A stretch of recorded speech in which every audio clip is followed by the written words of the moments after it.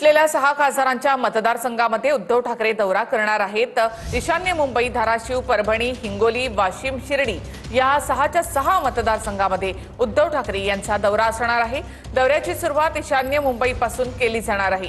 सोडून गेले त्यांचा विचार करू नका, पुन्हा जोमाने काम करा, असं उद्धव ठाकरे यांनी कार्यकर्त्यांना म्हटलंय।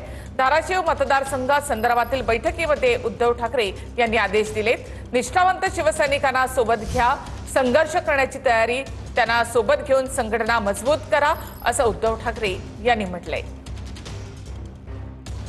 उद्धव ठाकरेंनी काय नेमके संदेश दिलेले आहेत ते आपण पाहूया।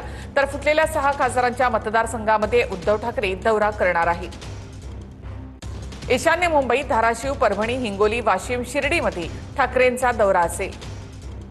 सोडून गेले त्यांचा विचार करू नका, पुन्हा जोमानं काम करा, असं ठाकरेंनी म्हटलंय। धाराशिव मतदारसंघासंदर्भातील बैठकीमध्ये उद्धव ठाकरे यांनी हे आदेश दिले आहेत। निष्ठावंत शिवसैनिकांना सोबत घ्या, असं देखील उद्धव ठाकरेंनी म्हटलं। संघर्ष करण्याची तयारी असणाऱ्यांना सोबत घेऊन संघटना मजबूत करा, असंही उद्धव ठाकरेंनी म्हटलेलं आहे।